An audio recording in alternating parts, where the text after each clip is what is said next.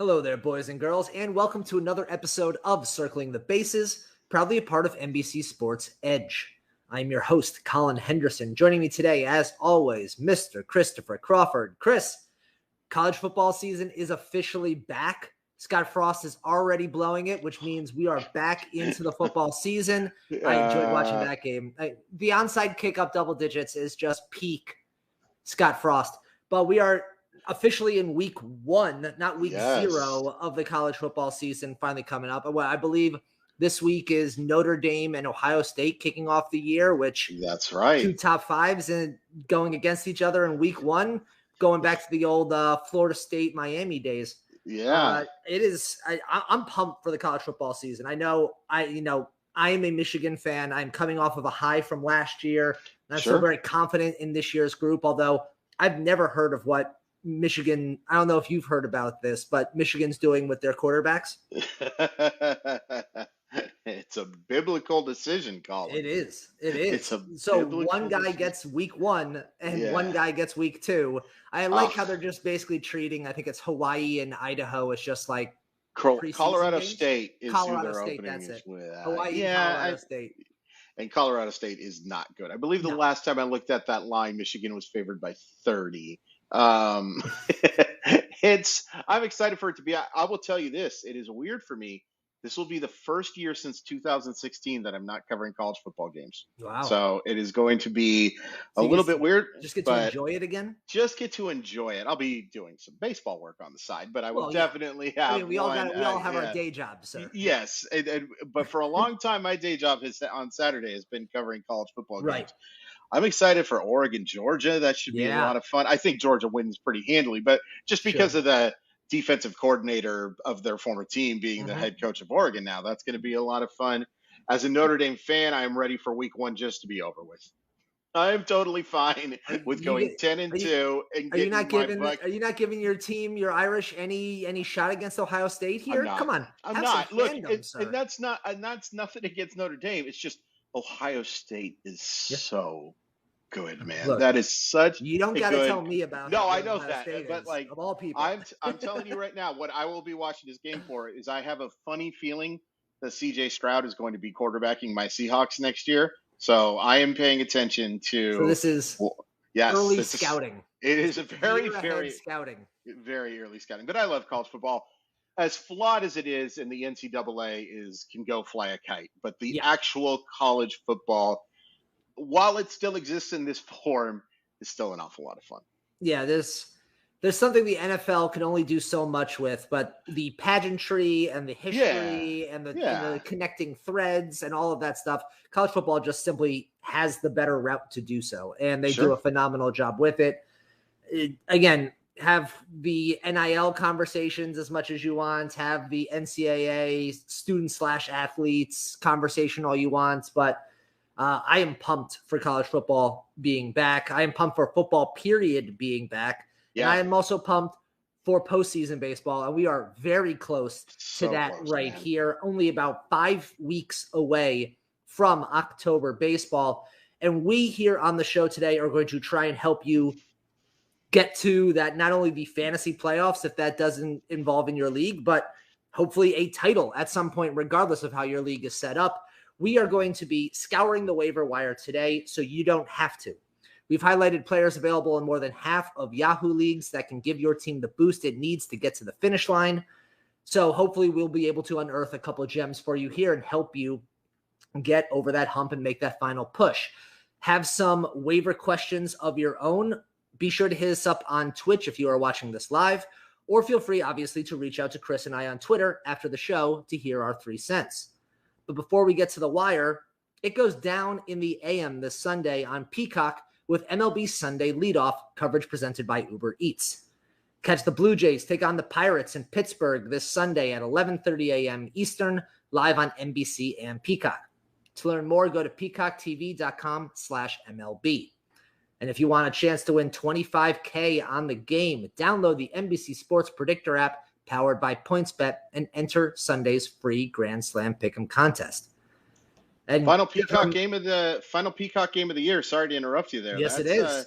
It's been a lot of fun, and we just want to thank everybody who's come out to our waiver wire shows as well. We're definitely going to be doing more of that next year, maybe even some of it for the final month of the season. We might figure out a way to get that done, just no guarantees. But thank you very, very much to everybody who's come out for those.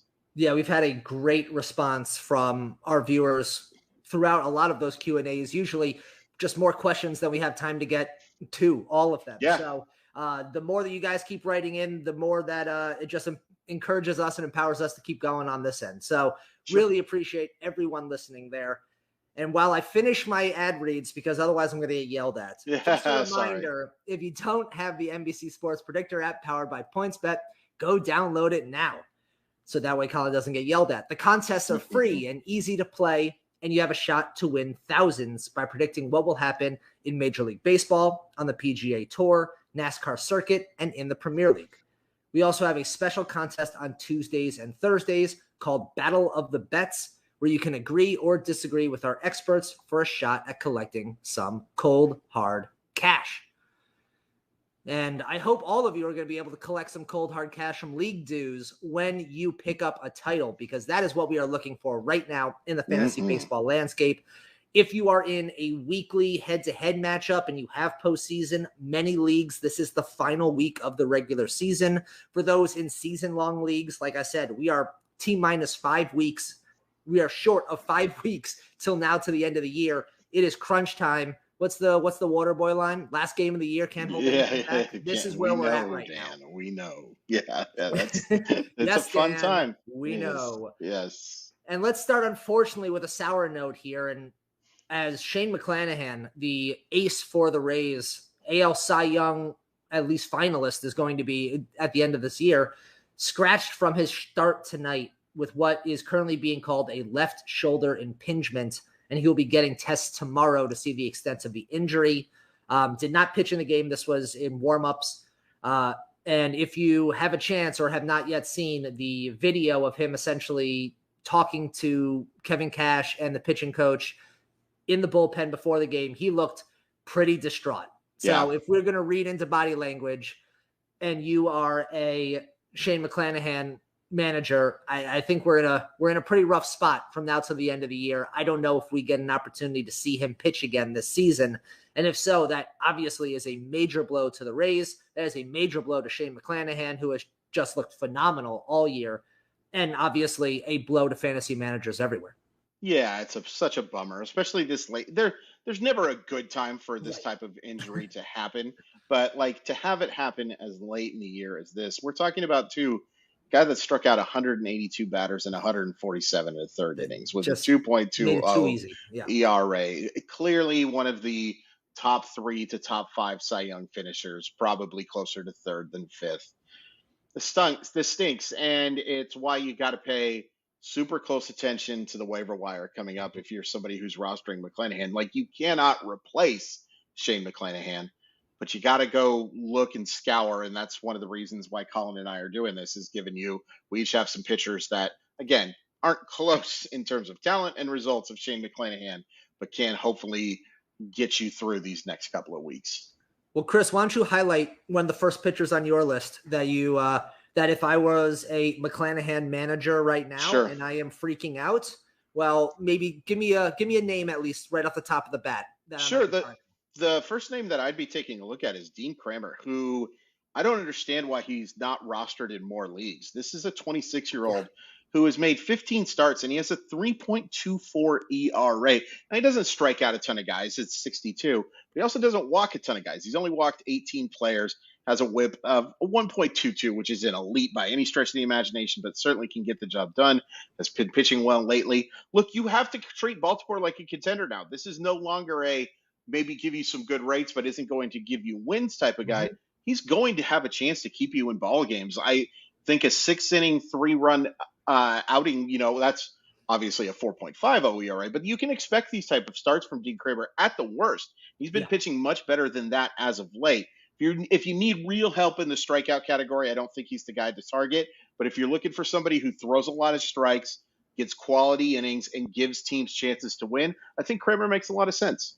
Over his last 5 starts, 3-1 with a 2.25 ERA. That'll do. 21 strikeouts across 32 innings. Like you said, not a high strikeout guy, but 3-1. You're talking, I think the reason why he is still somehow available in 86% of Yahoo leagues, which does not make any sense, is because there is still a Baltimore hangover where we're like, oh, it's Baltimore. They're a bad team. And thus I don't get wins for my pitchers. So I don't pick them up. That is has to be the correlation that's here. Because like I just said, 3-1 over his last 5 starts. Those are W's that are in the bag. Projected to face moving forward: Oakland, Toronto, at Washington, home to Detroit, home to Houston, and at the Yankees. So that's a wide mix of stuff. There's a wide mix. There is the top of the top and the bottom of the bottom in that. But good. Suffice to say, Oakland, Washington, Detroit, all 3 of those, I will take him in a heartbeat. Yeah, I will also point out that he threw 7 2/3 innings of 1-run baseball in his last start in Houston. So it's not like he's not capable of doing well against that type of lineup. By the way, I'm currently watching the Mariners play Detroit. And I mean, this Detroit offense is like, again, as a Seattle Mariner fan, I have seen some bad offenses. You know what you're talking about. This is one of the worst that I have just seen. Holy crap. Is that a team that you know what my number 1 fantasy advice is? Target whatever pitcher is facing Detroit over the next 35 games because you've got a real good shot of it paying off. Yeah, treat Detroit the way that you treat that apparently people still continue to treat Baltimore. Like they're that there is the Baltimore. Like that's what it is. Yeah. All right, let's pick out another player here. I'll stick on the mound here. Let's talk about Domingo Hermann for a second here. Available in 65% of leagues. He missed the first part of this year due to injury, so he's only got 7 starts, I believe, so far. Yeah, 7 starts total on the year. Right. He is 2-2 with a 3.19 ERA, a 1.11 WHIP, 38 strikeouts to 9 walks across 42 and a third inning. However, since the start of August, over 6 starts, he has a 2.08 ERA with a 22-6 K-walk ratio, and opponents are hitting just 214 off of him. With Nestor Cortez hitting the IL, with obviously Luis Severino still working his way back from the 60-day IL, his spot in the rotation is very secure right now. He is going to get the ball every 5 days for the Yankees from now till the end of the year, which means he should have a pretty good opportunity for wins. And he is pitching right now up to snuff the way that we saw him really in his first 2 years, where he looked like he could be, a 2-3 arm maybe in a rotation. Projected to face moving forward at Tampa Bay, home to Minnesota, at Boston, home to Pittsburgh, home to Boston, home to Baltimore. Interesting. So there are some matchups that you like here, especially knowing that Boston right now is basically pulling the life support from their team, from their season. They're done. I don't know if there's any motivation left on that roster by the time that he goes back-to-back against them, other than it's Yankees, Red Sox, and maybe there's a little bit of a hype going into it. But outside of Minnesota, I like basically all of those matchups for him. And I will take Domingo Hermann, available, again, 65% of Yahoo leagues. Yeah, I mean, here's what Domingo Hermann does. He throws a fastball that has elite spin. He doesn't walk people, and he gets people to swing at pitches outside of the zone and avoids barrels. Again, not a guy I'm looking to pick up if you need help with the K category. And, that's something to keep in mind. He's been kind of like a thank goodness option for the New York Yankees, for a team that, I talked about it a little bit last week or maybe it was 2 weeks with George. Time is just a construct at this point. That Yankees team has really struggled, and Domingo Hermann, being as good as he's been, has really helped kind of save some of that stuff. And again, I will point out, because of the off-field issues for Domingo Hermann, if that's not your cup of tea, so be it. But there is no denying the fact that he has pitched awfully well as of late. I got to talk about Corbin Carroll. Yeah, please hit me up with that. Corbin Carroll is a Major League Baseball player, and I am smiling for those of you who don't see this. He went, I think he went 1 for 5, but did pick up a double, and it was a pretty big double as well. Put up absolutely monster numbers in the minor leagues, an OPS above 1,000. That OPS was above 940 when he was playing in AAA, so it's not just a case of him feasting on AA. And this guy can do a little bit of everything. He can hit for average. He can hit for pop. He can definitely steal bases. The one thing I would be a little worried about with Carroll, if you're the Arizona Diamondbacks who are going nowhere this year, do you maybe tell Carroll, hey, we know you can run, dude. Maybe not quite the green light, some yellows. You know what I'm saying? Okay. Because we don't want you to get necessarily hurt in this final month of the season. And so that's just one thing to kind of keep in mind. I still think because of the way his skill set is, and because the Arizona Diamondbacks generally run, he's still going to steal some bases. He's going to get a chance to run. It just might not be at the same rate that he was in the minor leagues, because heaven forbid he get an injury that way. You know what I mean? Right. Like, he's and he has had some injury issues before. Like, he missed almost all of the previous season because of an injury, and he missed some time this year as well. So that's just something to keep in mind. Having said that, I can't recommend a prospect more. He's still available. Last time I looked, in 56% of leagues. Imagine that's going to change very soon in the coming days, even if he struggles, just because people are going to be picking up their prospect. Corbin Carroll, absolutely a guy who can help for the rest of the year. And they should be picking him up. Again, there's not many players out there that, if everything goes right for him, if he steps onto the scene and just happens to acclimate himself to major league pitching quick before pitchers have time to figure him out, he could be a difference maker in 4 or 5 categories. And 100%. You just do not find those players out there available at this time of the year. Available in 57% of leagues, so you're right on that. Somehow in ESPN leagues, available in 90% of them. Oh, that's ridiculous. I mean, that was mind-blowing to me when I saw that. Like you said, had a double in his first game. He scored twice and drove in 2 runs as well. In AAA, hitting .307 with 89 runs scored, 24 home runs, and 62 runs batted in prior to being called up by the D-backs. He is an elite player. Chris, I will ask you that, I mean, needs to be on all rosters. I don't care of what size from now to the end of the year, especially if you need it. I don't think there's a question about that. The only reason why he wasn't being talked about more by us is we just were not expecting him to actually get the call this year. We kind of expected it to be pushed to next year. Yeah, but, I mean, go ahead. Please. No, but I want to ask you this question, Chris. Obviously, as we look to next year, is this a person, I know there are obviously a lot of people who might already be out of their title races. There's no chance of them making postseasons. Yes. There are obviously dynasty leagues. Corbin Carroll is already probably in all of dynasty leagues, and if he isn't, he will be in the next end of sentence. Right. But if you are in a keeper league where you only have X number of keepers to keep, do you think there is a chance that Corbin Carroll puts enough of a display out there this year that makes him potentially keeper worthy for next year, based on obviously whatever your league's values is and all the rest? But is he a player that could not only be hopefully a game changer for contending teams this year, but can he also potentially show enough that he could be a keeper and not even make draft pools next year? Yeah, I think so. And the reason being is because of the stolen bases. Like, there are just not very many prospects. I mean, we've been kind of spoiled this year because we had Julio Rodriguez, it seems like there's been a and few. Bobby Witt Jr. and Riley Green for a little bit, although he's going to have to get a lot better at that. Corbin Carroll is just a really complete skill set, like a chance to help in every single category if he maxes out. And, from everything that I've talked to with scouts and stuff like that, he looks like he's ready to be that type of player. Yeah, I think so. Now, it's obviously going to depend on format. Like, you're not keeping him over like a Bryce Harper or a Mike Trout or a Julio Rodriguez or someone like that.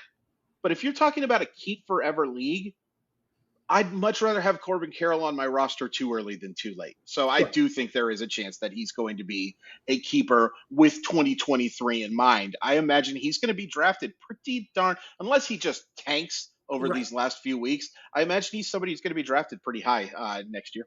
Yeah, unless he pulls a Kelnick and just does not seem like he is that, like, that's the debut into the major leagues. And even Kelnick was drafted in like the 11th or 12th round in an awful lot of drafts. So I would guess, I'm just saying this right now on August 30th at 5:46 p.m. Pacific Standard Time, I will guess that the average draft position for Corbin Carroll is higher than the average draft position for Bobby Witt Jr. next year. Oh, are we talking next year, period? Not even, not like them. Ooh, that's very interesting. Yep. Ooh, that's very interesting. Yeah. I might disagree only because of the shortstop eligibility. Shortstop to versus outfielder is the only reason I think it's that might call me on that, but you're right. I like that a lot. Sure. Let's talk about Lars Nootbaar for a second, please. Available in 46% of leagues, so just over the threshold, but I think he's worth it to discuss. Overall in 2022, batting .245, 9 home runs, 30 RBIs, 40 runs, 3 stolen bases with an .817 OPS. Nothing that particularly jumps out at you, but he is on a heater right now, and that is what we need to take account of. He has a hit in 8 of his last 11 games, and over that span, he has scored 11 runs. He's hit 3 home runs and has driven 7 runs over that span. He's seemingly taken over the leadoff spot for St. Louis. He's hit leadoff in 8 straight games for them in 13 of the last 19 games. And in August, he's batting .289 with more walks, 21, than strikeouts, 17. So if he is going to be the leadoff guy for a streaking St. Louis team who's not going to strike out a lot and he's going to get on base and he's going to be right in front of Goldschmidt and Arenado, there's a lot to like about him here. And he could be a guy who could really, in batting average and runs in particular, he can be a difference maker from now to the end of the year if he holds on to that leadoff spot. Yeah, I mean, the positional point in the lineup there matters an awful lot. Yeah. Like getting a chance to hit behind maybe 1 and 2 in the MVP race in the National League right now, and Paul Goldschmidt and Nolan Arenado. I mean, that's an awfully nice thing to be able to do. The metrics for him are really weird. Like his hard hit percentage of 46.4, more than fine, draws a lot of walks, a guy I really, really like in a place where on-base percentage matters more than batting average. It's interesting that he's hit for some decent power, even though his expected slugging is only 387. That's kind of weird. It's usually not. They usually correlate a little better in terms of, I've seen people with more bad luck than good luck in expected slugging, to be completely honest with you. But certainly not bad numbers in a WOBA of .355 will more than get the job done. But just the fact that he's hitting at the top of that St. Louis lineup is something to make him worth fantasy rosters, to be sure. For sure. Why don't you take us off to the next guy? Well, I should have just done a better job of leading myself into the next guy, to be completely honest with you, Colin. But let's talk about Jose Suarez, a pitcher that I will be honest with you, those of you who follow me on Twitter, I got to watch him throw 7,000 pitches as Root Sports froze as he was throwing a pitch for 2.5 hours. Just nothing but Jose Suarez going over and over and over again. I had no idea what was going on with the game. I refused to look it up because I just wanted to keep watching Jose Suarez. And those of you who follow me on Twitter know that I absolutely lost my mind. But he's been pitching really well as of late. Took a perfect game, actually, into the 6th inning of that start that I watched. Not a guy who, again, is elite at missing bats. There's a reason why we're saying this for this. Guys who are elite at missing bats aren't available they're on rosters. They're on rosters already. But I like his situation a lot. The Angels are a cesspool, so the win chances may not necessarily be there. But he is definitely a guy, like if you're looking for someone as a McClanahan replacement that is available in the overwhelming majority of leagues, Jose Suarez to me makes a lot of sense. Available in 88% of leagues. An expected ERA of 3.82 despite his regular ERA of 4.10. So he's pitched a little bit better than what he has. And while we said he's not a strikeout pitcher, so to speak, he does almost have a K per 9 of what he's got 77 strikeouts in 79 innings. So that'll work. It's perfectly acceptable at this point of the year. Like you said, just also in his last start, went 6 innings of 2-run ball against the Yankees last night on Monday, allowing only 3 hits while striking out 6. So once again, doing it to a very nice lineup as well. Sure. He is projected to face, he is home against Detroit, at Houston, home to Seattle, at Texas, home to Oakland. Oh, that'll work. So, a lot of Oakland. A lot of West. A lot of West out there. But again, Detroit, Texas, Oakland, like all of those are nice. And Houston and Seattle, you might have to swallow a little bit. But the other ones are still, I think all of those are still pretty nice matchups from here to the end of the year for him. Well said. Let's talk about Justin Steele, again, sticking with the mound. Available in 65% of leagues. I don't get this at all. I don't get this at all either, but you know what? We need to bring it up. He is overall on the year 4-7, not great, but a 3.18 ERA, a 1.35 whip, and 126 strikeouts to 50 walks across 119 innings over his last 10 starts, dating back to June 29th. Steele has a 1.49 ERA with 65 strikeouts across 54 and a third innings. If I gave you that stat line, it would take you 70 guesses before you, probably more, to get to Justin Steele to figure out who I was describing there. Sure. He left his last start with some back tightness, but is still expected to make his next start on Friday. So until they say something otherwise, I'm expecting that he's going on Friday. And here are his projections till now to the end of the season. At St. Louis on Friday, which you don't like, but then home to Cincinnati, at the Mets, at Miami, at Pittsburgh, home to Cincinnati. So outside of St. Louis and the Mets in there, Cincinnati twice, away to Miami, away to Pittsburgh. I love him for all of those. I don't understand how Justin Steele is doing what he's doing right now, but I'm not going to look a gift horse in the mouth. No. Those are the kind of stats he's going to keep putting up.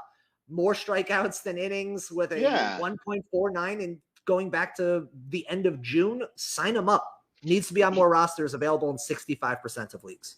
100%. I mean, he has been a legitimate fantasy ace since basically the end of June. And he is a guy who's avoiding barrels in the 93rd percentile.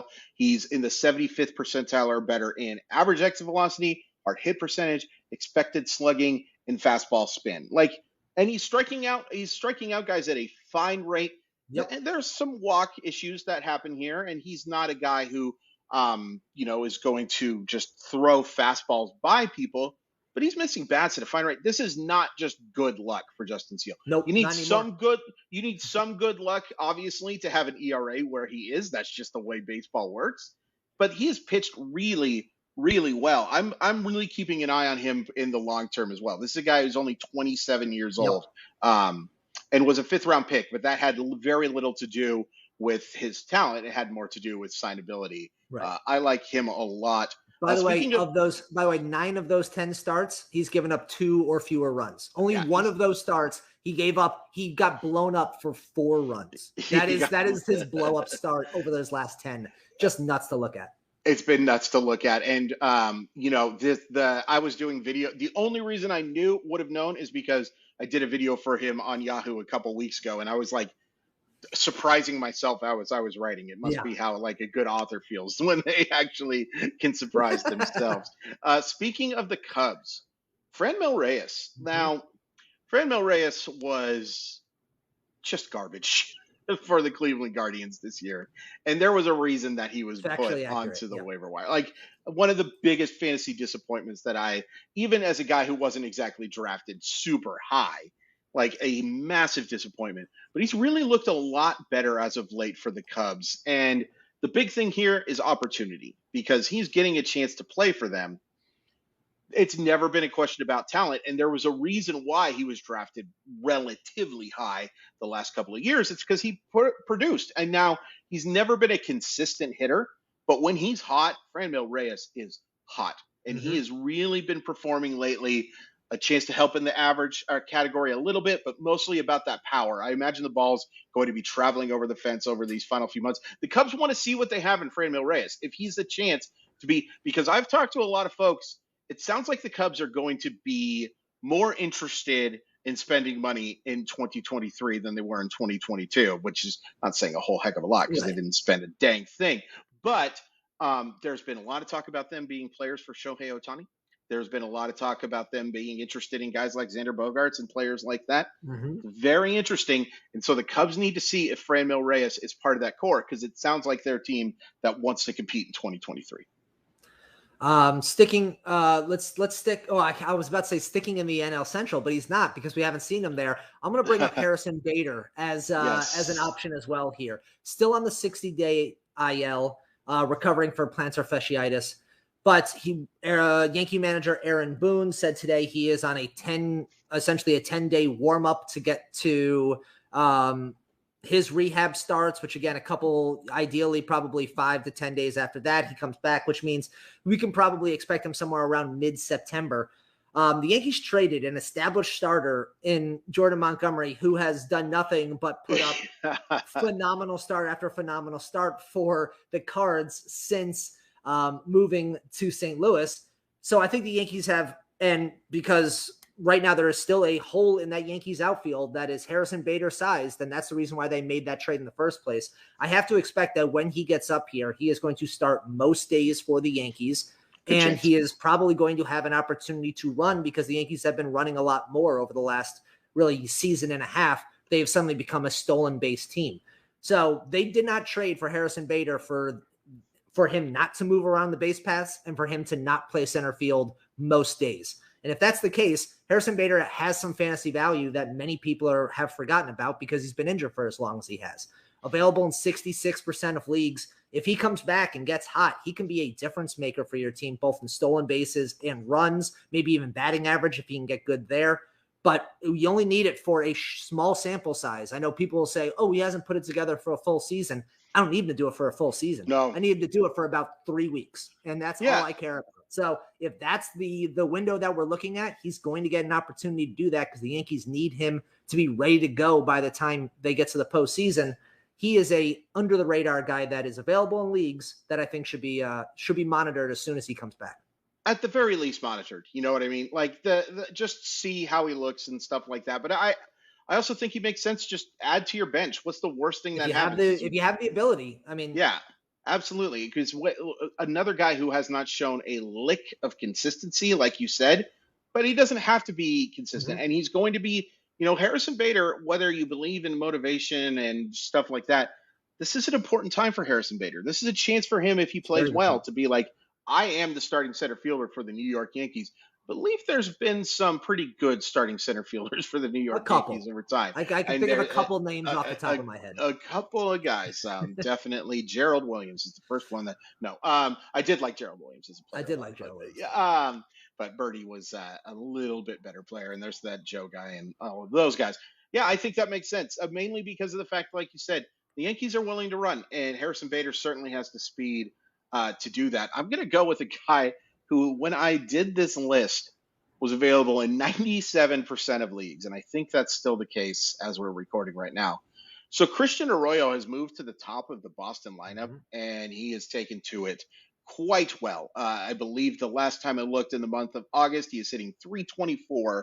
What I really like about Christian Arroyo is he's eligible to play basically everywhere. You can get him, and you can be either on your bench as that guy or as a starting plug guy type of guy. Stolen a couple of bases as well, is hitting for average, is driving the baseball. He's only had the one home run in the last 30 days, but he's hit 7 doubles. So that helps you with the slugging percentage. You know, you'd like to see the ball go over the fence. But Christian Arroyo is a talented guy who has really taken to this top spot. And while I don't think this is sustainable, it doesn't have to be. It just has to go on for another month. And considering that he's available in 97% of leagues, he's certainly worth a guy that's worth picking up. And if you have to drop him, so be it. Yeah. Again, he is the leadoff hitter for a team that has a decent offense. And while, yes, as we mentioned before, that team just pulled the life support plug. They don't care. They're already looking at 2023. What they do care about, though, is seeing what Christian Arroyo can do 100%. From now to the end of the year. That is what they're looking at. They are basically auditioning people right now for 2023. Arroyo amongst a good list of players who are hoping to be regulars for this team next year. So he will get plenty of opportunities. You mentioned second base, shortstop, and outfield eligible. And he's starting at first base now quite a few games with Hosmer on the shelf. I'm not saying that he gets first base eligibility by the end of the year, but you might get that. And that would obviously give him just a little bit more flexibility. But speaking of first base, real quick, I'm sorry to interrupt. No, go for it. If Tristan Casas gets that call up, definitely a guy that you want to add. Ranked on my final list for the 2022 season, I believe he ended up ranking 4th, just behind Corbin Carroll, Gunnar Henderson, who we just don't know if he's going to get a promotion. The Orioles have been kind of wishy-washy, and it makes me think that they're leaning towards no, which is disappointing. And then Josh Young, by the way, also is a guy who makes a ton of sense if you're somebody who needs corner infield help. It sounds like the Rangers want to make him have him make his debut this year. Fascinating story. A guy that most everybody had completely written off for this year because he had a pretty significant shoulder injury that happened in February that caused surgery, and it sounded like he wasn't going to get to play, but has been outstanding since getting the call up to AAA and one of the best pure hitting prospects in the sport. So yeah, all of those prospect guys, I mean, if you are somebody who is just looking for that shot in the dark, now is the time to go get them, because if they get that call up, it may be too late. It makes sense to roster those guys, knowing that if they don't get the call up, or if somebody says, hey, this isn't going to happen, you just put them back on the waiver wire safe and sound. If I'm going for a postseason spot, if I'm fighting for, to get to a championship theoretically in the next 5 weeks, and I don't have the roster space to say add both of those guys, is there one that you feel both gets the call up, has the combination of opportunity for call up, playing time if they do get called up, and ability to kind of hit the ground running and be a force from the start? Which one of those two would you recommend rostering if I only had one spot? Are we talking about between Young and yes, and my boy Henderson? And Henderson. It would kind of depend on what you need, because Henderson is a guy who can fly. Like, he's going to be a guy who can help in the stolen base category. I don't think he quite has the power that Young does, and he's been really tapping into it as of late. And the reason why I'd still go Young is because I think it's almost a foregone conclusion that he's going to get at least a little bit of time with Texas, assuming something doesn't happen. Now, if you're going for upside and you need that pure shot in the dark, then Henderson is the guy to go with. Like, he is probably the number 2 or number 3 prospect in baseball now that Corbin Carroll is up, and with Francisco Alvarez, who unfortunately it sounds like he's just not going to be able to play this year. Still a great long-term play, but not a play for this year. Then go with Gunnar Henderson. But I think that Young, because of the fact that he is almost assuredly going to make his debut, that'd be the guy that I'd roster. Orioles, by the way, I think second to last in OBP from their third base position. For a team that is so close to potentially making the wild card and the back end, bring Gunnar Henderson up. Come on. Just do it. And here's the thing. We are now past the point of the year where we don't have to worry about, it's not so much the 1 year thing now. The big thing for this year, and I talked about it, I think I've talked about this on like 50 different You mentioned on the trade deadline show in particular, and that was a good time to bring it up. The rookie of the year thing is a massive, massive thing. And the fact that these guys will still have rookie of the year eligibility after being called up now, assuming that, weird things could happen with playing time, I guess, but it's almost assured that these guys are not going to lose their rookie of the year eligibility. And for teams to not lose the chance of gaining that draft pick, it's massive. And that is why I think you will see some teams be aggressive. There's just no guarantees. Real quick, I think Cade Cavalli was much better than that line suggests in his MLB debut. Like, he clearly was nervous and he had some issues throwing strikes. I think if he's somebody to target when he's facing weaker lineups. Now, he's facing a weak lineup in the first place in the Reds, and obviously it didn't go very well, but he's not someone I would completely give up on just yet. I saw some really good swing and miss stuff, and he is a legitimate top 25 prospect in baseball. I'd give him another shot. Yeah, and like you said, this is a streaming option from now to the end of the year. I'm very curious to see how he does over a full season next year when he gets an opportunity to start every 5 days. That stuff is really good. Yeah. Chad here mentions that the world might be burning if you have Gonsolin, Verlander, and McClanahan all on the same team. Cease and Alcantara getting some bubble wrap. Please. I've got Alcantara on a team I'm very hoping is going to go all the way this year, so I need him to be there.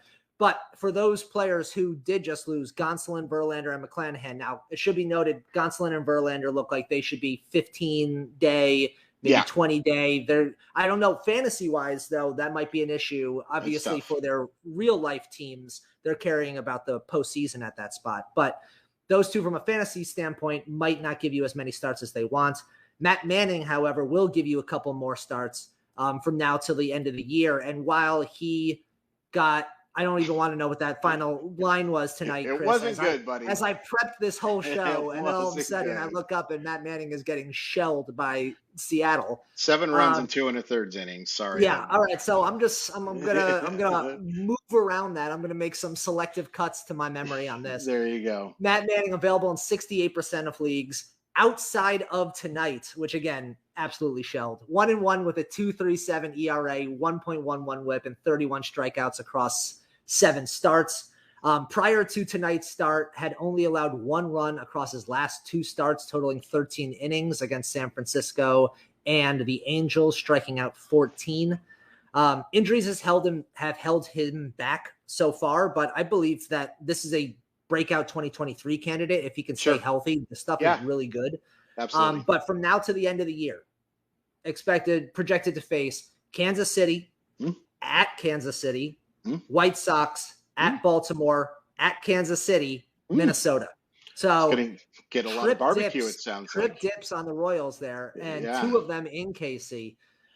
So I love all of those matchups. Chicago, the White Sox, Baltimore, Minnesota is less enticing there, but it's still not something I'm completely running away from. I think Matt Manning, if you are looking for a spot starter from now to the end of the year, if you're looking for those, Matt Manning has pitched very well outside of tonight's start. He should probably continue to pitch well. The Tigers are, again, they're auditioning him for next year. They want to see him stretched out. They want to see him look good and get that confidence up. He's going to have every opportunity to do so.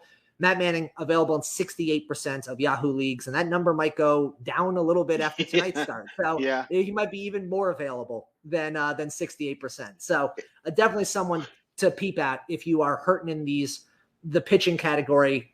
We've mentioned, we've mentioned Manning, Steele, Suarez, Hermann, and Kramer. If you were to rank those players, if I just lost McClanahan for the year and I am going to pick one of those players up, is there one that you feel that much stronger about than any of them, especially after I gave you all those projected to face conversations? Yeah, it's still, even if Steele was facing the toughest lineup, he'd absolutely be the guy that I'd recommend. Like he has been a legitimate ace. I think he's number 1. I would put Kramer at number 2, maybe Hermann 2. Like they're kind of interchangeable to me. It's pretty close, but Justin Steele has been really good. By the way, our buddy Chad also points out that I missed Kid Cavalli has been shut down for the year with shoulder inflammation, so don't go rushing to add him. So don't go grab him. Again, I can't wait for 2023 with him. I think he's going to be excellent. I think he's going to be an excellent option. Chad also asked, does the McClanahan injury open up a chance at Taj Bradley getting the call? Maybe. And I would think that would be an interesting one. So I mean, they're not aggressive in spending money usually, but they are pretty aggressive in call-up type of stuff. Yeah, I think he is a guy that it would be worth taking a look at. Maybe a guy who's on a little bit of an innings limit, a legitimate top 40 prospect in baseball. If he gets a chance to pitch, he's definitely got the swing and miss stuff. Just be cognizant of the fact that not only do young pitchers struggle, I could see him being a guy that they're maybe only asking to go through the lineup once. You know what I mean? And just because that's kind of how they do their situation as well. And real quick, also, just because we're not going to get a chance to talk about prospects very much anymore, if they gave Curtis Mead a chance, if you're looking for quarter infield stuff, another guy that I'd be looking to add, real good chance for hitting for average, is deceptively strong. Philadelphia Philly fans, turn away. You traded this guy for something named Christopher Sanchez. Wow. Don't hate on the Phillies. Like that. They've got enough going on. They got enough going on there. All right. A couple other honorable mentions out there. Welcome back to the carcass that was Joey Gallo. Available still in 75% of leagues, rightfully so. But he's got 6 extra base hits since moving to the Dodgers. He's playing a little bit more often. He's playing a little bit more often with them. He looks more comfortable. He's batting almost 235, which again, for Joey Gallo standpoint, is like basically a 320 average. So he's still available in 75% of leagues, in a very good spot. I'd look at him. Ross Stripling, available in 43% of leagues, continues to pitch really well for Toronto. Isaac Paredes, available in 81% of leagues. He continues to hit, and more importantly, he continues to not strike out, which I love about him. Brandon Donovan, available in 75% of leagues, can literally play every position outside of pitcher and catcher, which, I mean, how great is that? Also on an 11-game hitting streak, scoring 10 runs and driving in 7 over those 11 games, and has a 297 average on the year. So batting average and runs scored, he's a good guy to take a peek at. Also, a little over the deadline, the threshold, but Jesus Luzardo, a former top prospect, has looked really good at the first part of this year. Once he finally got out of Oakland, gets to Miami in that trade, looked really good for the first half of this year. Injured, has come back and has looked really good again since coming back. available in 39% of leagues. Anyone hurting for pitching help, Luzardo is a guy, again, has the pedigree, has the stuff, is pitching really well right now. He could be very strong from now to the end of the year. For sure, like all of those guys. Just a couple hitters that are on nice runs right now. Yandy Diaz still available in 54% of leagues, hitting 340 over the last couple of weeks. David Fletcher is back, 286, but you know how like he's always been, when healthy, a contributor in that average category. And Donovan Solano is hitting 381. He's 16 for his last 42, has eligibility at both second base and third base. And then one last one, too. I meant to bring this guy up earlier. Corey Dickerson has been red hot with the bat. Yeah. And we have seen, again, what happens when Corey Dickerson is on, it can be pretty darn special. So another guy, if you're looking for outfield help, Corey Dickerson makes a lot of sense. And then another guy I would be taking a look at is Marcus Lynn Betts. He's a pretty good player. He's available in 1% of leagues. I would actually go get him right now. Someone I would avoid. Mark from Milwaukee. If you are out there, just poor Mark. Dude's been put in the friend zone. I'm not sure he is going to get back to fantasy stardom this year. I'm sorry, Mark, but put that down. If you have not had a chance to look at that, if you don't know what we're talking about, just look up Mark and the Milwaukee Brewers and then just chuckle to yourself for a while. There are wide rumors that the Mark he was talking about, they were talking about is Mark Atanasio, the owner of the Milwaukee Brewers. So that's what I'm hoping for. That's even funnier. I didn't realize. No, it's very funny. Just because too, man, don't put people in the friend zone on that stuff. Don't propose at ballparks and don't do that. Like if I had my choice, I'd rather see the on blast than the marriage proposal. No, all due respect to everybody who's proposed at a ballpark, but I'm really hoping that it's that guy because he will get to cry himself to sleep with hundreds of millions of dollars.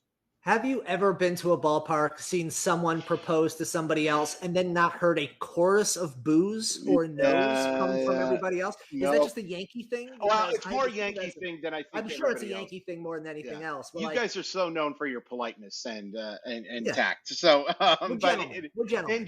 In general, I usually hear somebody going boo or don't do it. And usually, that person who's saying boo or don't do it is Ryan Divish of the Seattle Times. Way to put him on blast now. Right? Check his Twitter feed. Anytime anybody proposes or anything like that, he's very quick to point it out. Yeah, I know. Again, you better have met at the ballpark, had your first date at the ballpark, and all the rest for that to occur. Also, you need to know 100% what that answer is before you ask in front of like 20 to 40,000 people. That might be a conversation you have before the park, to be honest. Yeah, exactly. Like, I'm proposing to you, by the way.